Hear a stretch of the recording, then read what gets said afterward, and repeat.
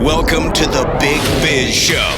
Taking care of business. You want fast-talking, hard-hitting discussions on business and finance? Maybe with a barroom slant and some really salty peanuts? We're not counting calories. We're counting cash. Before we get to the man with the financial plan, meet the money team. Costa, Mary, and Greg. Now Captain Finance himself, Sully. Wherever you're watching, wherever you listen, we welcome you to the Big Biz Show inside the Loft 100 studios. As we say in these parts here, Bodie, or a big old howdy to ya.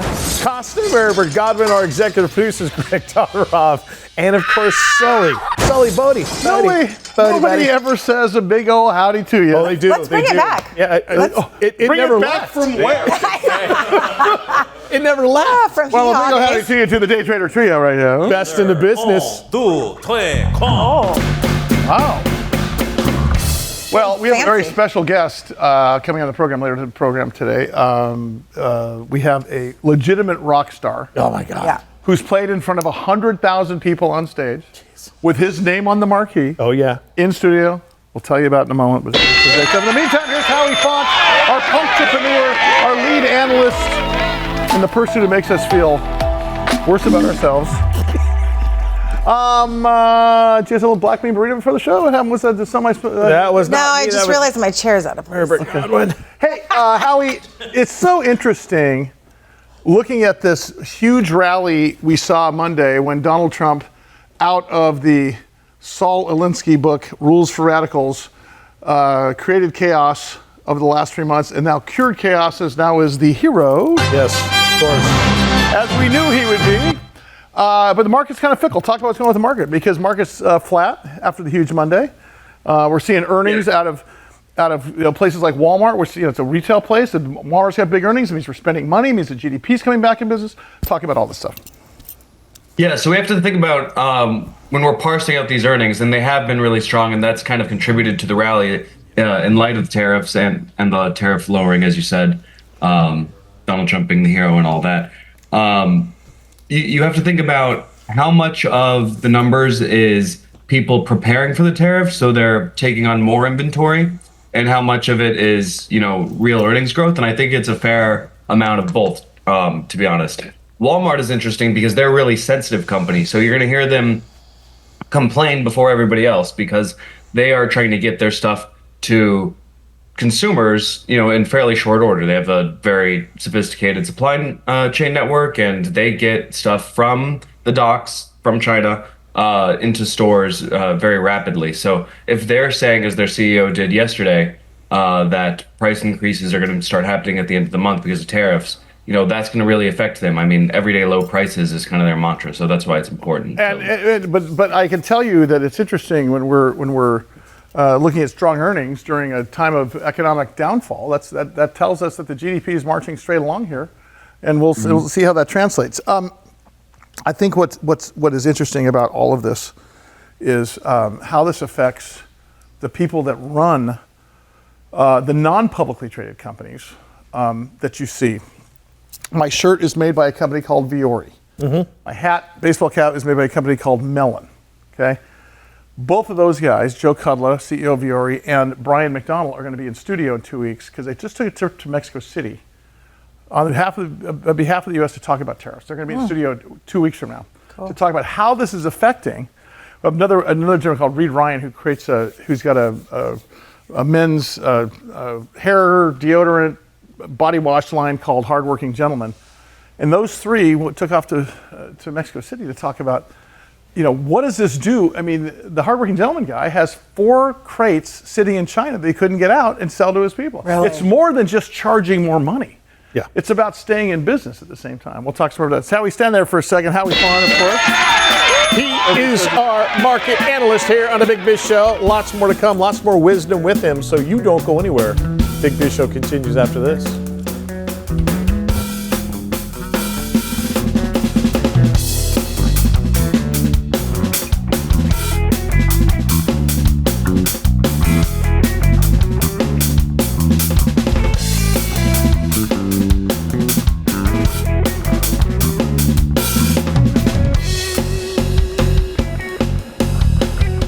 In over 175 countries, all the ships at sea on the American Forces Network. As always, a special thank you to the men and women of the United States Armed Forces. What you do, what you done for us. That is the Day Trader Trio. They do it for us all the time. And back here at the bar, it's Mary Bird Godwin, Greg Todorov, I'm Costa, and that is Sully. Oh, let's talk some more to Howard. By the way, speaking of Howard, who is our punctrepreneur, Yes. we have a young lady who is now going to be our Gen Z financial correspondent by the name of Cassidy Smith. Oh, We're going wow. to surprise Dan Negroni today, Oh, I can't wait. who wrote the book Chasing Relevance. College professor. She is a junior in college in Tennessee. Oh, wow. And to talk about, we had a chat, and I said, so what do you guys wonder? Because remember we started that what was it called, TikTok Money Channel, because Yep. Right. Sully my speaks daughters money. and some of the kids said, you never talk to the, so we started, and suddenly it got popular because these young people are thirsting for financial literacy. Well, now you got Gen Z. And then I go, so we were talking before, I said, do you know how to write a check? She goes, no. I go, do you know how to buy stock? No. So she's here to talk. Universe is so she pulled all of her friends to find out. So we thought what we would do is have sneak Dan in, okay, so professor, student, and see how this whole thing. Because and Dan's a smart guy, So smart. but I really want to see on her end. Hey Howard, I want to talk about a couple of things here. United Healthcare and Microsoft. United Healthcare earnings down another 16%. All of this sort of started, I hate to bring up a horrible event, but it sort of started with the assassination of their CEO, Yeah. which kind of brought to light, and unfortunately, and this is unfortunate in my opinion, people are concentrating more on the earnings of United Healthcare, except for what happened to this poor guy. I mean, he got killed on the street. Regardless if he was a good guy or a bad guy, somebody getting killed on the street is not a good thing. Talking about United Healthcare and this Justice Department, investigating Medicaid fraud and so on and so forth. Yeah, I just wanted to give a smattering today of events that are happening in the real economy because, like you said, the market's not the economy is not the market. So we've had big lows in the market, we've had big highs, we're flat today, but just wanted to give a smattering of some of the biggest companies, some of the most important companies. United Healthcare is a great example because their stock is down in the last month, 60%. That's $400 billion of market cap. They've outperformed the rest of their field, but they've had the CEO ousted, the new CEO. Just in the last couple of weeks, they've had multiple investigations, and now just yesterday, the Department of Justice is investigating them for Medicaid fraud. So you see a company like that go from one of the top 15 largest public companies in the world to below the top 50. It's not a good sign for the quality. This doesn't mean that United Healthcare is going out of business. It just means the valuation of the company has decreased temporarily while there is uncertainty in the air. Now, who knows if this is going to turn into insurance, insurance fraud, or if it's going to turn into a whole new paradigm for insurance and healthcare in this country, which it may. This could be a tipping point for that. But it's interesting how there's still a lot of people that think that it's a time to buy this stock. And I will tell you, just because something is cheap doesn't mean it's not going to get cheaper. Yeah, Okay? I mean, explain maybe priced in is a good thing to understand right now. When you're seeing a stock price, all the information that the public has is embedded in that price. So, yeah, the news is there. It's down 60% for a reason. Yeah, definitely. I think it's crazy. Talking about Microsoft, Microsoft cut 3% of their workforce. That's 6,000 jobs. I have to believe part of that is AI generated. I mean, because of AI. I mean, don't you believe the one industry that's going to suffer the most is going to be the Microsofts and the Metas of the world? Yeah, I mean, I have a first-hand knowledge of this. I have some friends that were actually in the space, and what they did with this 3% cut was kind of consolidate the management levels. So I have a lot more friends that are much more senior than they were 2 days ago, unfortunately, for those 6,000 jobs. I think it shows that a company like Microsoft, it's still not sunshine and roses. You can't just work for the biggest companies in America and just ride it out. You're not immune to the business cycle, to the economy, all that. And then two, means that there's no more room for bloat. If you're not able to use AI, if you're not able to be effective, be productive, they are going to cut you, because Microsoft, what they're doing is actually they're freeing up dollars that they spend on compensation and putting it all into infrastructure for AI spend. Howie, do you see this becoming the norm, not only for the tech companies, but maybe just permeating everywhere in the workforce, where especially those companies that are super top heavy? So especially, of course, I think you're exactly spot on. I think the tech companies are going to feel it first. They're going through it right now because they are the ones that are building out the new AI cloud, so to speak, all of this infrastructure. CoreWeave, Amazon, AWS, Microsoft Azure, Google has their cloud services. So they're gonna feel it there first, and those are some of the most important, high-paying jobs in the country. So that is important. But every company is gonna have to incorporate AI into its workflow and make their workers 15%, 30%, 60% more efficient. And when you do that, you can either do two things: you can ramp up and just have more output with the same number of people, or you can have the same output with fewer people. And so that's kind of inevitable, right? I mean, I agree. Hey, Howie, can you remind me, off topic, how much is our student loan debt again? We have about $2.7 trillion. Is it $1 trillion? Something like that? No, I mean it goes up constantly. But here's my question. There's also about $1 trillion in credit card debt in this country.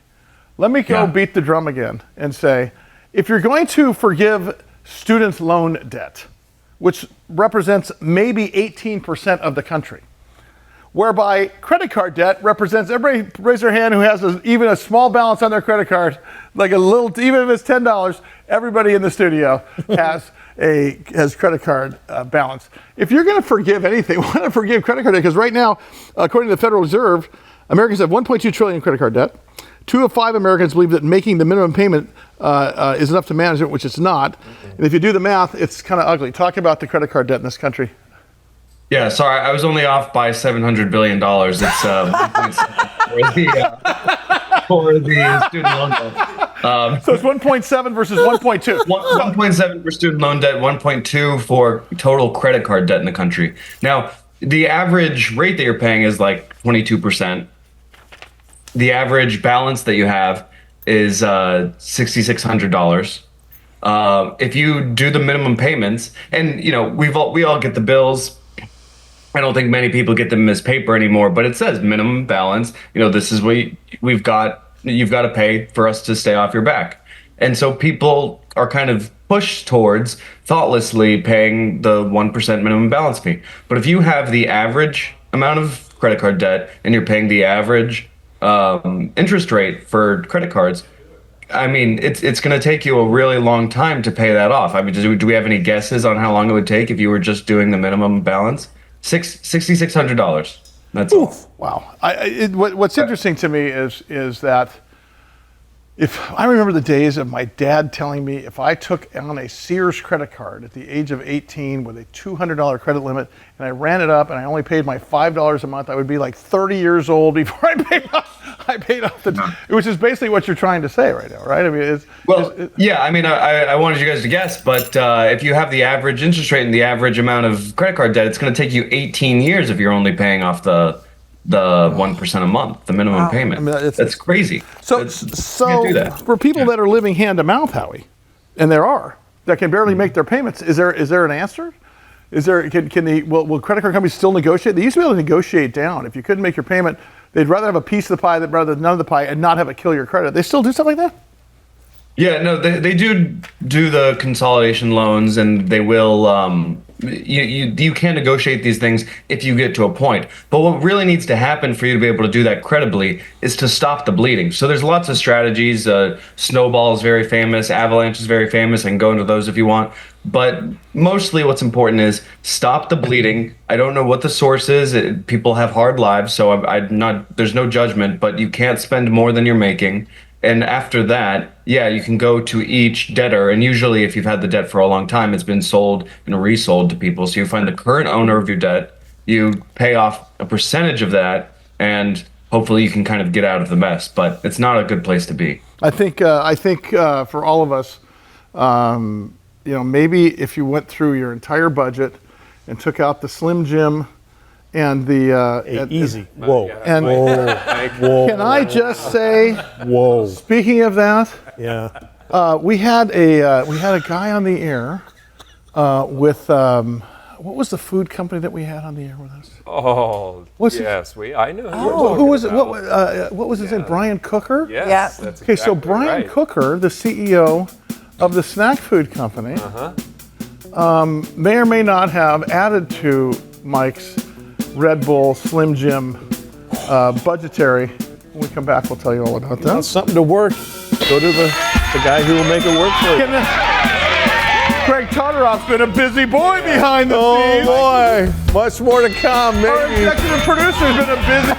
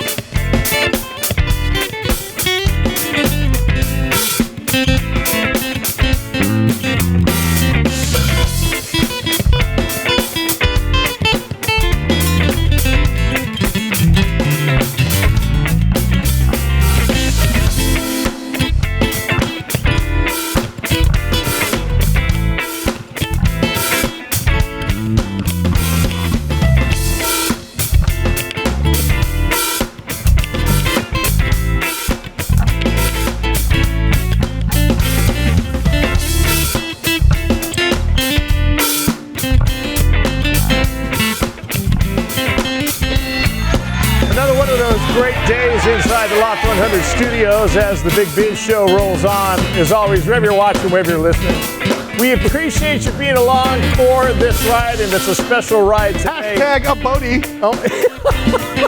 And a big old howdy to you, as we say in these parts back here at the bar. It's Costa, it's Mary Godwin, it's our executive producer, Greg Todoroff, and of course, Sully. Do you know who that is up on stage there?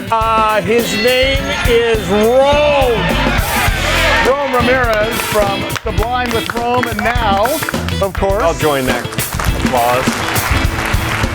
with Rome heading out.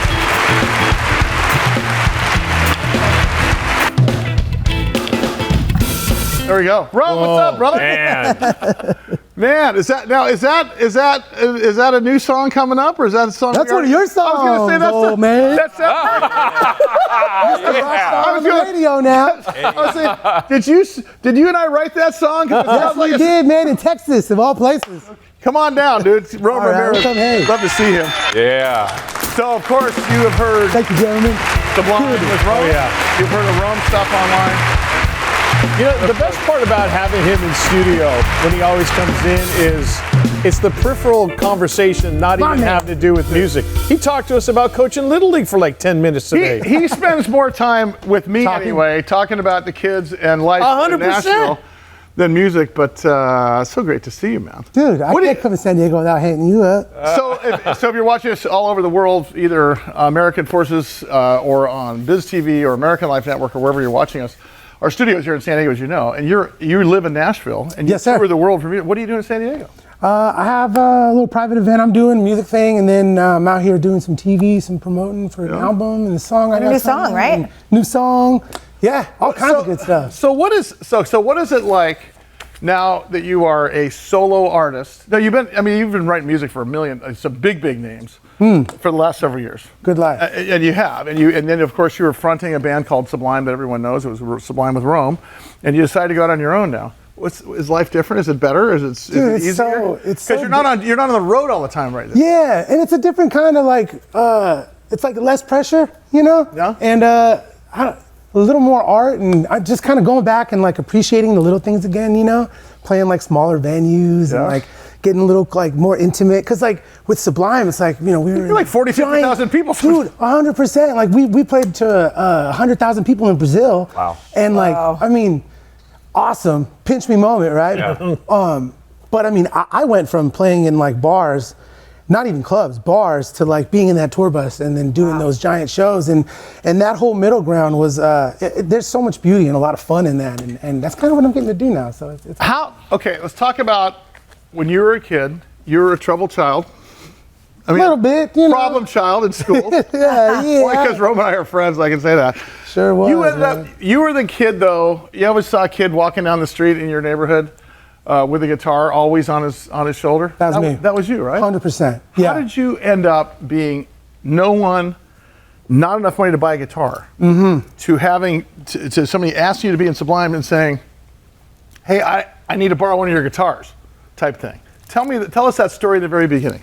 I think just like blind, dumb faith in myself. Really? Like too dumb to like not know that. Where did it happen?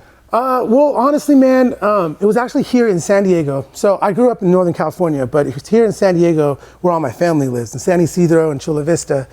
And it was here that I discovered Sublime for the first time. And prior to listening to Sublime, I was just a music fan. Loved Bob Marley and loved rap music. And I heard Sublime, and it was like a concoction of all these sounds of like music that I love, all put into one album, sometimes one song. And I just thought it was so cool. So like from that moment on, I must have been in like 6th grade. I was like, I want a guitar. I want to learn how to play guitar. And I just started writing songs, and I started like learning how to record. And you know, I wasn't really good at doing homework. I wasn't super good at being able to pay attention to things that I didn't really like to do, you know? And music was my everything. And I just kind of knew that if I just gave music my everything, I would be all right. I'd be able to at least be able to, you know, put some food on my table. And that's exactly what I did, man. I just like got all my stuff, packed a van. Everybody in my town where I grew up in Northern California, they were all just like, dude, you got to get out of here. You got to do something. Because I was the guy with the guitar on his back all the time. Right. You know? Were you traditionally taught, or was it mostly you in your room and you picked YouTube it up? University? And I had all this stuff that I wanted to say. I had to get it out. You know how it is, man. And one time I was at a party and I was playing guitar, and like one of the girls at the party was like, "Hey, do you sing?" And you know, I was like, "Oh, no." Do I sing? No, you know, like in my garage, and she's like, "You can't just play guitar at a party and not sing. Like, you gotta sing something." And like, she's like, "Do you know any Sublime songs?" And I was like, I can play Badfish. I know, yeah. I know, dude, I swear to God, I can't even make this up. And I played in the party, and it was like 5 people were just like, dude, you have a really good voice. Like, you should sing. You should do this more often. And from that point on, I like identified as a singer. I'm going to learn how to write songs. How did you get in front of Sublime and get to know them? Well, I packed my bags in Northern California, moved down south, and I started like working at this recording studio. I started like, you know, basically just sweeping floors. You wanted to be in the building. I just wanted to be in the building. Yeah. So I showed up there. The engineer, like he had a plaque for the Sublime self-titled record. So I knew that was like God putting me in the right place at the right time. Wow. So I was like, all right, keep whatever I'm doing, keep going with this. And yeah, so I started hanging out at this studio and honestly like sweeping floors and picking up Wingstop for the artists and stuff. Kidding. And that's a different story for me because in my first recording studio, I saw the thing of the Rolling Stones. Didn't work out so well. Well, you know, hey man, you were on the radio, you're on K-Rock, dude. It's working. That's right. So at the studio, the bass player of the Sublime, Eric, would frequent the studio very often. And bass player of Sublime. Yeah, and I mean, serendipity. Right place, right time. Dude, I mean, seriously. And I'm like 17 texting my friend, dude, Eric just walked in. This is crazy. Eric just walked in the building right now, you know? And, you know, he'd come by, and after a while, you know, we just took up a friendship and just started jamming. And one thing led to another, and we started playing Sublime songs at his house parties. And Long Beach was showing up, and you know, it was just a beautiful time. And the rest is history. That unfortunately, their lead singer passed. Yeah. And there was an opening. And it was a Sublime moment. Dude. Right? Yeah. Stay there. We're going to talk some more. Plus, we're going to hear a new song. Plus, we're going to hear what it's like to be on the road because your tour manager's with you. That's right. You want to pull the covers back on what it's like to be, and then maybe we have some time to talk about our very famous song that got on the radio that me and Rome wrote. It's the song of the summer, man. Do you realize? Yeah. There he is. Look at him on stage there. Big Biz Show, BigBizShow.com. Stand by. I got Rome Ramirez.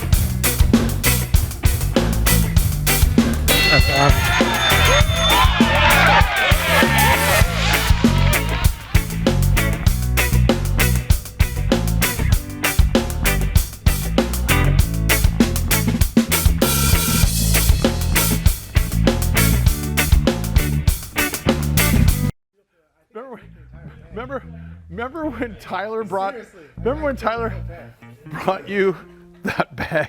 Yeah, how was I supposed to smoke an ounce in like 3 days? Not close. But you did it. We played. He was like, do not We played. this laying around. Because my daughter. We played on a military base.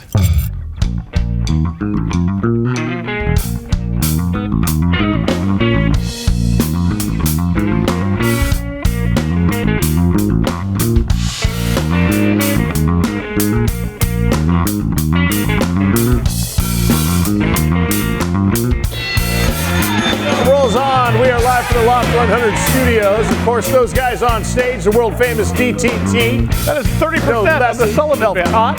Back here at the bar, it is Constance Mary Godwin. It's our executive producer, Greg Todoroff. It is Sully, and it is one of our mostest favoriteest people in the whole wide world. Rome Ramirez. So it's interesting that you're at such the right place at the right time in a recording studio where you saw a gold album for Sublime, someone that a band you connected with back when you were 6 years old. Bass player walks in, you're texting your friends.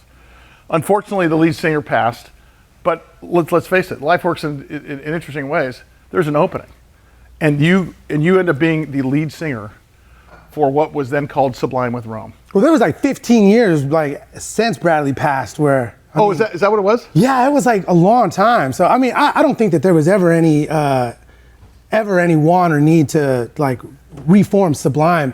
It just happened on its own. No kidding. Like, I mean, How long? Just really.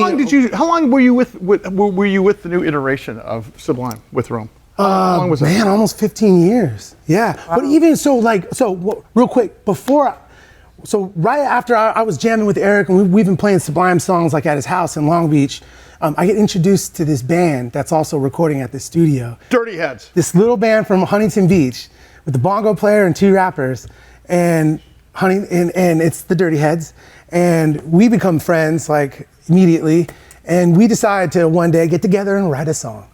And that's what happened. This song, meanwhile, Sublime isn't even a thought yet. This song gets put out and it shoots straight to #1. Wow. Completely changes our lives. Like, Sublime hasn't even played a song yet. Okay, so let me think. So you're playing with Eric in Long Beach, just jamming. Yeah, his just friends parties. come over from a band called Dirty Heads. You and they decide to write a song. That song goes to #1. Yeah, it stays there and beats out Everlong from the Foo Fighters. No way. Yeah, it's You're the longest playing on the #1 couch. No way. song. Seriously? Getting #1 song for independent out. What was the name of the song? Lay Me Down. Lay Me Down.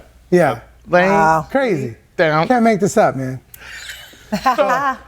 Okay, so you go from playing guitar on the couch to being a #1 charting song. Yeah, I'll never forget. How long did that take? My manager, well, you know that meme of like the glacier poking out of the ocean, but like no one sees like the giant amount of the glacier. Yeah, right. That's kind of what it is. It took 6 hours every day playing guitar in my bed as a kid, and then you finally get to that opportunity where you can apply all that stuff. But from meeting Eric within that year, we wrote that song "Lay Me Down," and then that took off, and then that was a little more initiative, I think, for things to the estate and then everything going. And then the band started, or the and then Sublime with Rome formed the following year, and we took the Dirty Heads out on the wave of that to I'll be able to sing on that song with them live. And during that time was when I got my publishing deal from Sony because I wrote that song, and they said, "Hey, you write great songs. You want to write songs for other artists?" I did not know that was a thing. Like I thought like Britney Spears was like writing all of her songs, Like I didn't know. The Monkeys. I hadn't heard that story yet, so I had no idea. So like to me, like more than being like a singer or like a rock star or like the artist or whatever, I just really identify as like a song guy. Like I just love music. So how does that work? Does Sony say, "Hey, the guys from Hee Haw want you to write them a song"? or do you go, "You know what? I think this song would be good for them"? How does that work? Any and all iterations. So the dream scenario that every writer and producer would love is like, I wrote this song and I send it to you and they love it and then they cut it and everyone cashes checks and goes home. Okay. But it never works. Like, I mean, usually people like to feel connected to the art. So a lot of the times when it works for, co-writes with major artists, you would arrange a time for the writer or producer to get in the studio with the artist. Okay. We work on a song together, craft it, and hopefully it makes the record. But that's very rare and fleeting today too. What really happens is guys like me will meet up with other songwriters or producers, and we'll get into a session working on some music. Usually for a home, for an aim, like Morgan Wallen's looking for a new record, like let's cut something, something that, he could use for this record cycle. But the best songs honestly come from you and your friends in 10 minutes. Just no thing in sight, no Drake album, you're just like, let's make a great song today. Man, I just went through some crap this morning. Let's talk about it. Let's write that song. And that one is always the one that changes your life. So that's what you're doing now. You're writing songs for yourself, as you always do, but now you're performing. And, Yes, sir. and we're going to get to see one of your songs here in just a second. It's beautiful, man. I'm excited. When you sit down, and I've done this with you, we'll talk about that later, but I know the process. The process starts out with a thing happen, and then there's this thing that goes on, and it's pretty interesting. If you and I should someday show people how we do what we do long distance. Totally. Because it starts off with I got this dip, dip, dip, dip, dip, dip, and then I send it to him, and he comes back with something, and it goes back and forth, and then we start talking about what happened to you this morning. Dude, or what happened to me. It's important. And then next thing you know, you've got yourself a piece of work. But the difference is this: I've been writing music since I was 20, and I've said this about you before. I remember going to one of those mashup concerts where you saw Jack Johnson, then you saw Maroon 5, then you saw Gwen Stefani, and it was a radio station that promoted it. Yeah. And you didn't know who Jack Johnson was at the time, and you didn't know who Maroon 5 was, but when Gwen Stefani walked out, you said, now that's a rock star. Yeah. That's what you do. You sprinkle the pixie dust. Where there's a lot of songwriters, I'm not kidding. When I started writing with Rome, it was like, okay, I get it now. Now I understand what it's like to be the guy who holds the football and the guy who kicks the football. Hey, but we're all on the same team, right? What did we talk about earlier We're all today? on the same team. Exactly. We all want the Super Bowl. What song are you going to play for us? Why me? And Get up there. Let's go. Let's do it. Rome Ramirez. First single. Let's go. I can't believe that we have Rome Ramirez here actually doing one of his own songs, and we'll in our next break we're going to bring his tour manager out to talk about what that's like. I like the message behind this song too. Do you know the message, man? Well, it's kind of like, why me? How did I get so lucky to be this person, right? Here we go. And I think it's brilliant. Ladies and gentlemen, Rome.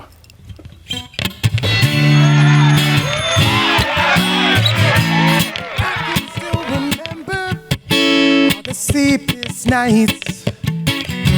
Mom was always wondering, am I gonna be alright? Life ain't fair, that's a fact. You work so hard and you fall off track. Sometimes you love, sometimes you lose. You'll never know what this life's gonna choose.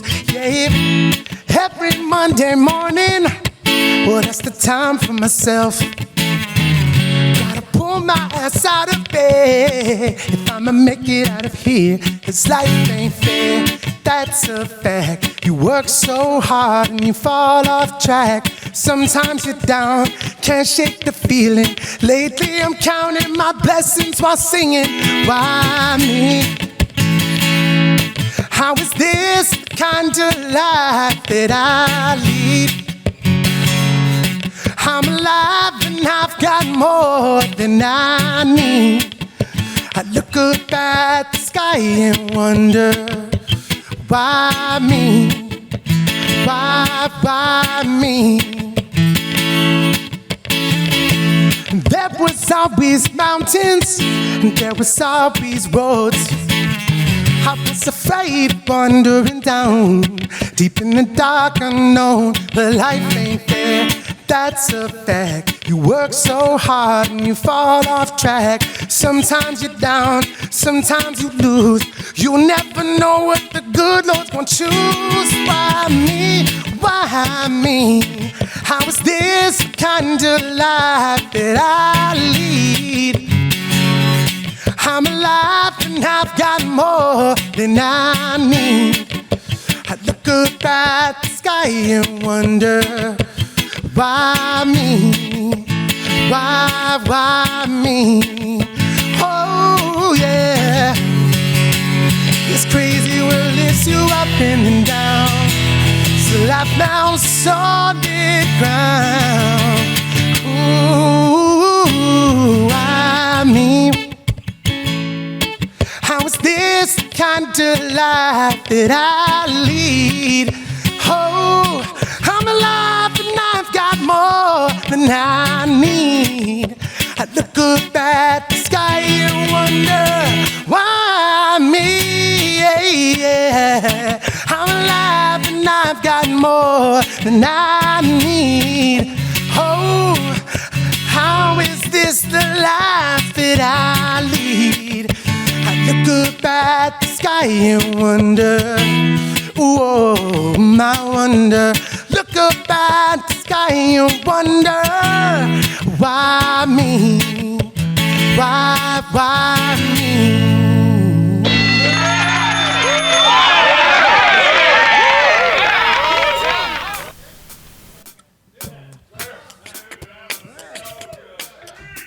Well, we messed up one more.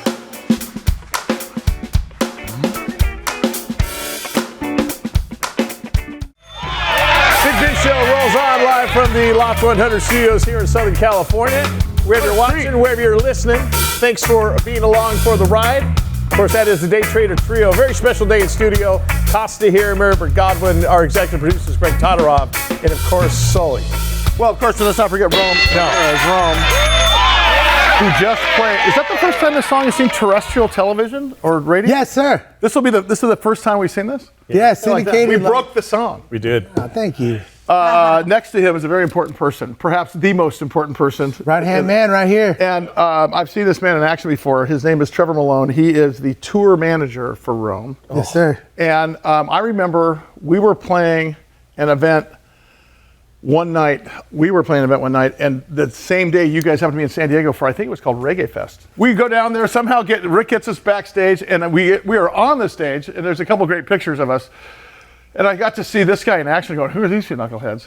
And here's the tour manager. You guys were talking in the break, and you asked a couple great questions. Well, he looks like such a nice guy, but you know that he's got like the iron fist side of him too. Totally. Right? I've seen it. Like, Has to. Yeah. yeah, because you go to a show and you know, there's a lot that goes on to make that show happen. Because we're out front. Yeah. There's so much that goes on. Right. You know, for just like for the crowd to just really just go and enjoy the show, which means like the job is being done well. Right. You know? Yeah. And it's guys and like that's this. difficult, you know. It's literally guys like What's the hardest part? Too nice. What does the tour manager do? Like, define tour manager. So essentially, whenever an artist is on the road, I'll handle everything from the logistics. As soon as the show is booked, I'll book all of the travel for it. I'll book buses, trucks, flights, hotels, anything like that, and then it goes all the way to the production of the show. So the So audio you were equipment. backstage. You had headphones on. He does the front of house and the tour managing. Yeah, Wow. so like front of house, like So he like mixes the show. So Yeah. so front of house, for those of you who don't know, means the front of the house means what the audience is hearing. So you're mixing, and Yeah. is this the paradigm shift in music where you better be one size fit all or you're not going to make it in the business? Pretty much, and you see that a lot in Nashville too. But it's wearing as many hats as possible, especially. Next thing you know, you'll be playing bass, mixing. Yeah, right. How'd you get into this? Yeah, so I started doing audio at my church when I was a kid, and then I loved it. It was a way for me to get into music without the talent, because I don't have the talent. Different kind of talent. Yeah. Right, yeah. But so yeah, I went to Belmont University in Nashville for music business and audio engineering, and then just hit the road after that. And you're living the dream. Yeah, How I really did am. you meet him? Yeah, that is actually. I think my manager Cheese might have. It was Ollie. So Ollie runs day-to-day That's your manager. assistant, or Yeah, she runs like all my. She's like your my manager, backbone. your boss. Yeah, she's for sure my boss, man. Shout out to Ollie. None of this is possible without you. But she connected us, and he's been tour managing for Rome and Duddy, and then the Sublime with Rome. We have a question, and Mike came up with something because we found Rome's rider. Sure. And that you had to do it. So we have it up there on the screen here. my God. So he needs. Oh yeah, right. I thought you telephone. Not a Rome show, man. I thought you were a normal guy. 2 egg egg salad sandwiches. He's got a bowl of crust. This is actually whose rider is this? Frank Sinatra's. 1 carton of Camels, no filters. Pretty good though. 2 bars of Ivory soap, 6 boxes of Kleenex, and a bucket of ice cubes. Can I ask you this? Wow. I don't think a lot of people understand what the word writer means. What is it? What is a writer? Yeah, so a writer is just a part added along or riding along. So when I go to your venue, if you want me to play, you're going to hire me, and I need this. Yeah, so it has all of our requirements of what we need, like audio-wise, like, we need so many in-ear monitors, consoles, stuff like that. And so all the production, all the way down to hospitality. So just like, chips, meals, a lot of beer. Corn dogs. Yeah, exactly. Are you specific about the kind of beer? I always prefer a local IPA, for a local brewery. Okay. Nice. Yeah. Which is why when he comes to my house, he goes Cleans them out. Yeah. But that way you get a little taste of the community, and if it's something Like it. awesome, like I can go home and be like, "Ooh, this is a great brewery. I want to get some more of that." Well, Trevor, at some point when you're in the West Coast, we want to do a whole show with you. Just by yourself. Oh, Yeah. Thanks for all. Here comes. I was going to say, we don't. I'll always show up. That is a very famous Rick DeVoe who founded Blink-182. Who's my manager? So you have manager, which is how we connected. This is how we connected. And Rick brought out a bowl of green M&Ms. There's some sort of tale about either Van Halen or Rolling Stones. Or have you heard this story about? Oh yeah, I can't remember the artist, but it's like on their rider, instead of the Kentucky Fried Chicken, they needed a bowl of green M&Ms on every show. Was it Van Halen? I heard that it was actually they requested them not to be in there, and they did it because they wanted to make sure that the venue read their writer. Oh, no kidding. Yeah, was like right in the middle. Yeah, right in the middle. That's the story that I heard. I like that version. Speaking of Rick DeVoe, so Rick got us together 2 years ago. Imagine this. I show up in a V-neck sweater and suede shoes, and my first time to write music with a famous guy, and Rome's in there with a Life is Hit trippy hat, a tie-dye T-shirt. And sounds about right. And we became the best of friends. James East was with me, and the three of us collected James in the first 5 minutes, right? I mean, it was amazing. Yeah, we had a song going in like an hour and a half. I mean, shout out to Rick. But you and I collaborated, and JMO's in the room, and it's weird. Imagine going to meet somebody you've never met before, and you're gonna write a song with them. We flew to Nashville to write music. Yeah, and from that day, we wrote 15 songs.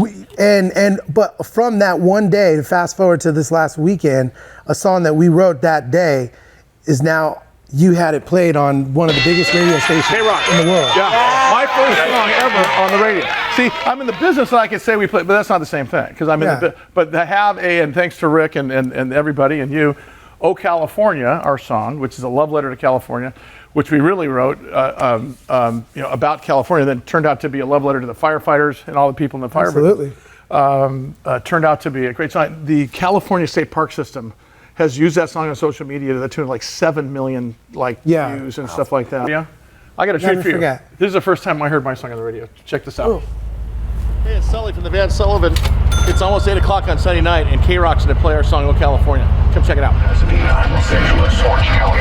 This is the world famous. Setting up for sound check. Locals only. KROQ. There we are.